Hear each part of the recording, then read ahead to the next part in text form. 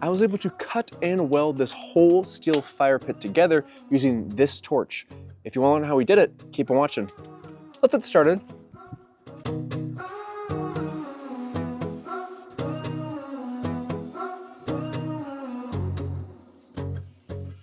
If we're going to be making a steel fireplace, it has to start with the steel itself.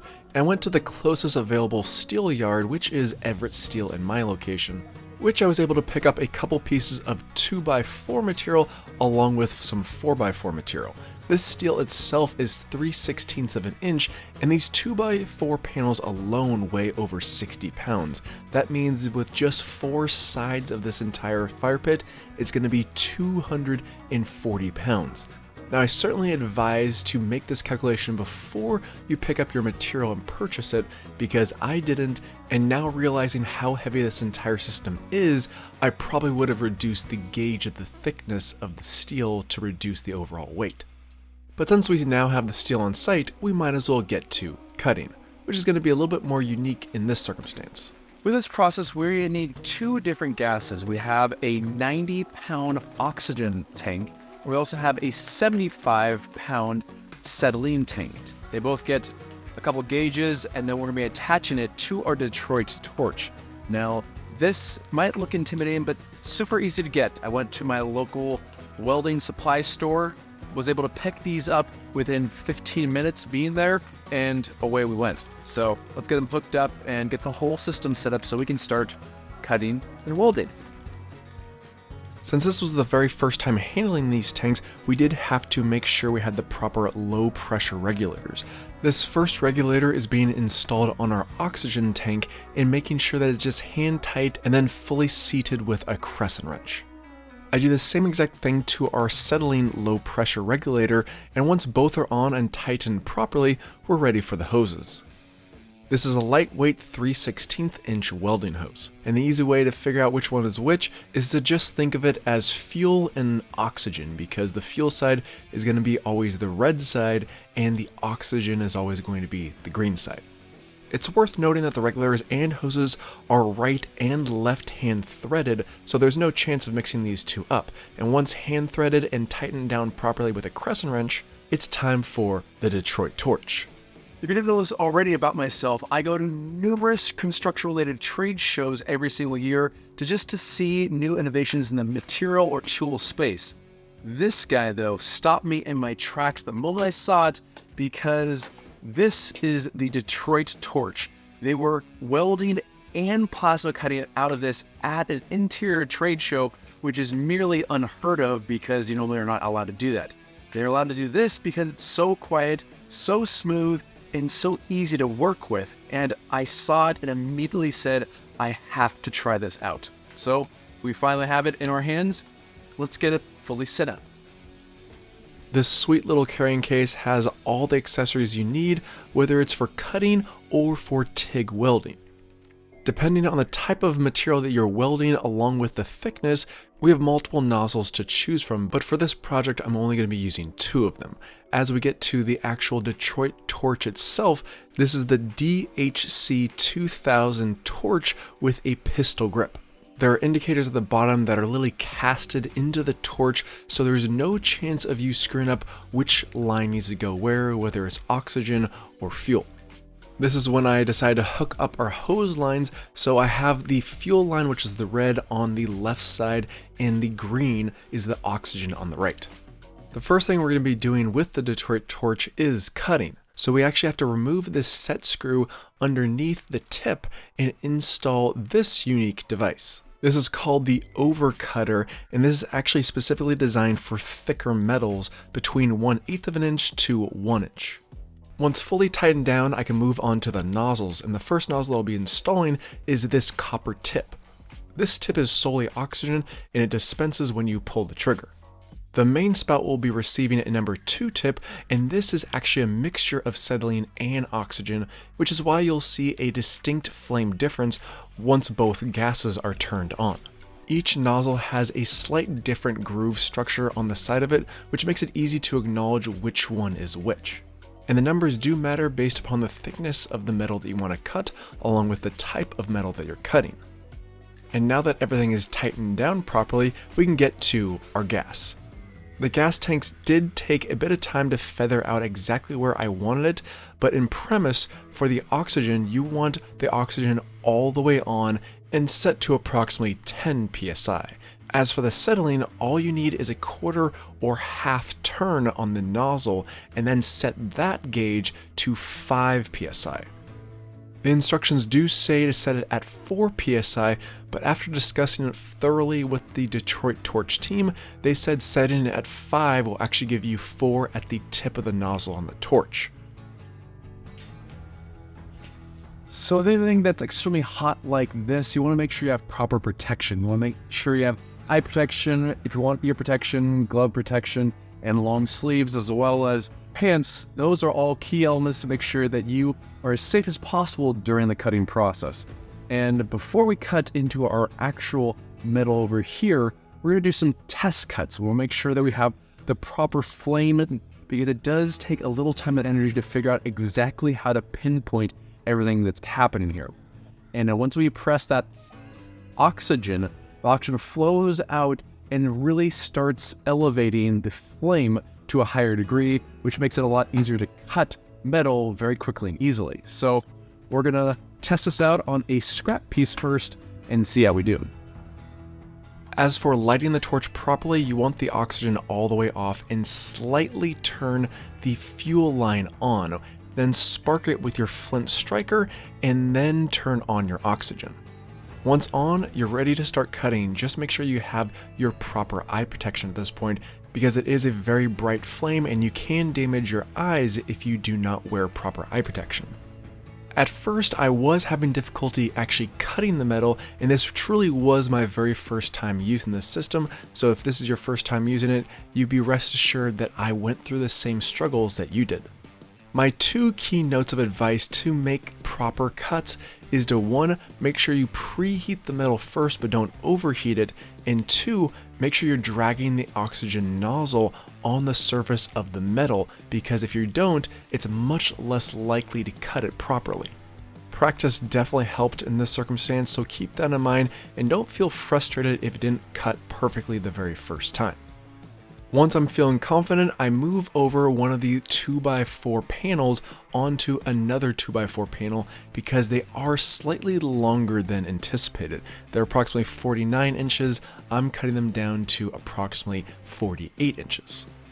As I clamp the 2 pieces together, you'll quickly notice that I'm using the top panel as a guide for the cutting process, and that's very nice to have on hand, because I want to make sure that this cut is as clean and crisp as possible in order to make the TIG welding process easier. When applying heat and cutting metal like this, please note that I'm warming up the metal as is, but when it actually comes down to cutting, that's when I'm using the trigger to apply more oxygen to the mix. The main tip that is mixing the fuel and oxygen is heating the metal, and the oxygen tip is actually creating the process of rapid oxidation, which makes the cutting process much easier. Now that we have our excess cut off, I then use my grinder with a diamond disc and abrade the surface as smoothly as possible. I do quickly notice that a 4.5 inch grinding disc doesn't do the job as well as my 7-inch heavy duty grinding disc, so just know that I'm doing that for time's sake purposes, and each one does the job, just one does it a little bit faster. With both these sections cut to the appropriate size, I can then move my efforts to these large 4x4 sheets, which weigh over 120 pounds, and once laid down flat, I can then measure it appropriately and figure out where I need to cut. I do determine that to make this cut to the appropriate size, the easiest way to go about it is to just lay down one of those 2x4 sheets that I previously cut, and then use that as a guide for our next 2 pieces. If you're doing this for the first time, as I am, the cutting process is very straightforward. The problem is to just make sure you have the proper timing, so you're not overheating the metal and you're not underheating the metal, and that's just going to take time and energy and plenty of practice to be able to have those smooth, clean cuts in one continuous cutting process versus me having to go back and forth a bit as I'm cutting.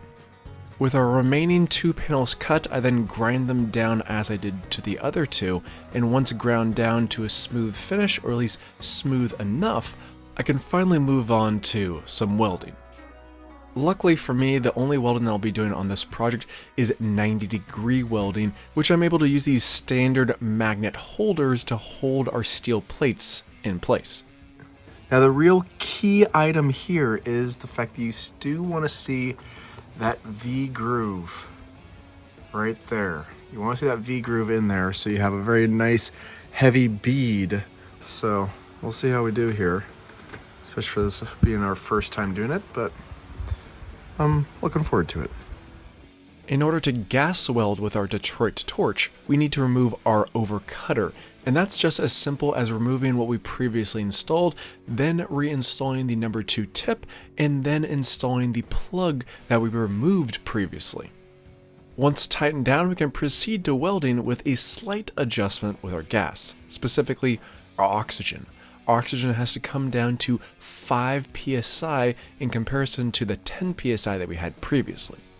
With that set, it's time to ignite our torch again in the same manner that we also did previously, because all we need to do is open up our fuel valve slightly, then spark it with our flint striker, and once lit, I then proceed to open up the oxygen valve. That immediately gives me a very hot and dense flame, which means we are ready for welding.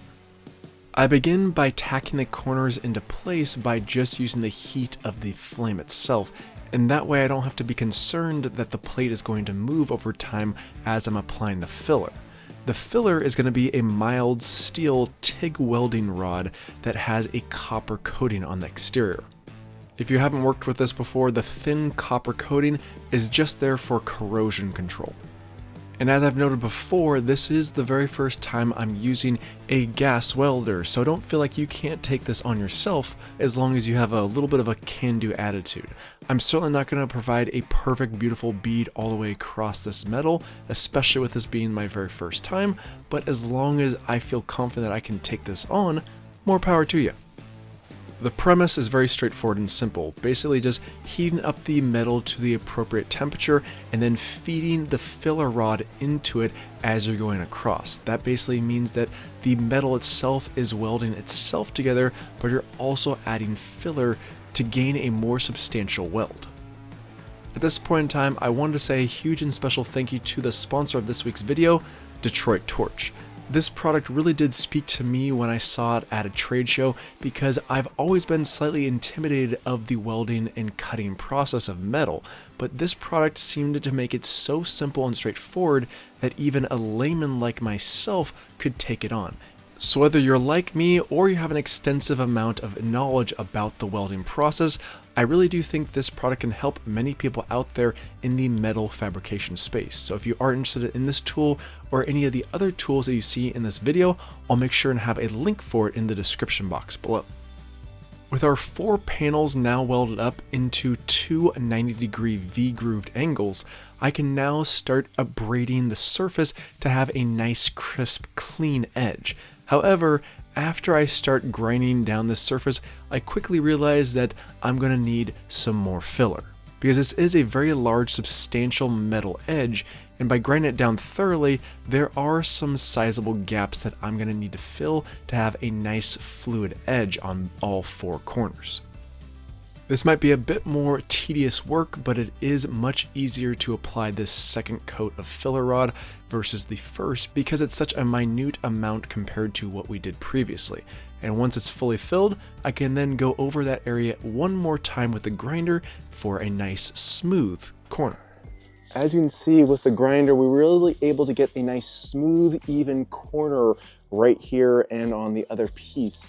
Now we have to weld them together, which is going to be a little bit more complicated, just to make sure they're in the correct position and we don't kill ourselves doing it, because these plates are quite heavy. So let's see if we can get them in position so we can weld this entire system fully together. With both these pieces laid flat on the ground, I do make the executive decision that it's going to be a lot easier to maneuver these panels if they're on rolling dollies. And once they're on dollies, I can then apply a pipe clamp to hold them in place along with the magnets that we used previously and weld the corners together. Once the corner is welded, I then grind it down immediately after that, refill, grind one more time, and move on to the opposite side.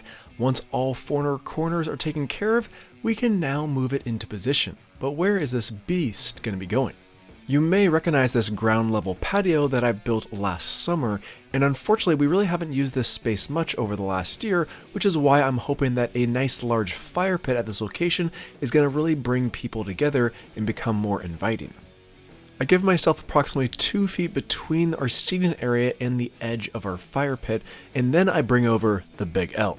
The Big L I used in a previous video as well, and it's just a piece of leftover OSB with 2 factor edges, which means I have a perfect 90-degree angle to go off of. Our fire pit is 48 inches wide, so I measure a span of 48 inches and a 1/4 inch, and take my homemade track saw along with my circular saw with a fresh blade and cut very straight, crisp lines in the decking itself. Now I'm only going deep enough to cut out the deck boards because I do want to salvage the grate system underneath it just in case I want to eventually move the fire pit somewhere else versus this spot. So just keep that in mind and the reason why I'm doing what I'm doing here. In order to cut through the deck boards at the corners without having to go too far, I'm taking my multi-tool at the very edges of each board and cutting off those as needed. And luckily for us, this deck was installed without a single fastener, so prying up the boards loose was extremely easy and quick in order to get our fire pit installed. By the time I got all of this done, it was in the evening, so I just had enough time to maneuver our large fire pit into place before I was out of daylight. But the next day I came back and realized our unit is slightly off in terms of level. This isn't something that most people would notice, but I certainly would, so I grabbed my Viking jack and put a few shims on the side that needed to come up a bit. With our fire pit fully leveled out, it's time for some sand. Now because I have this plastic grate system below, I do want to protect it as best as possible, so in order to level it out, I place some sand right on top and rake it smooth, as well as pat it down prior to pavers. These are basically the cheapest pavers that I could find per square foot, which is your standard 1 foot by 1 foot concrete paver that I found at Home Depot. In theory, this will protect the grate system below it, along with collecting the ash from the fire more easily by just being able to suck it up with a shop vac or shovel. The final finishing touch for this project is just to apply a small layer of sand at the very bottom for the cracks, and we are done. But of course, the funnest part about building a fire pit is to actually make a fire. So we grabbed some wood. This is actually wood from a cherry tree that I chopped down 10 years ago in this very same backyard, and now we can finally put it to good use. And in order to christen it, we might as well use a propane torch to really get this fire going. This was a fun project for me because I not only improved my overall skill set by learning about a new tool, but I'm also looking forward to sharing memories around this amazing fire pit for years to come. And that's what I call one truly beautiful, sexy beast. Oh yeah,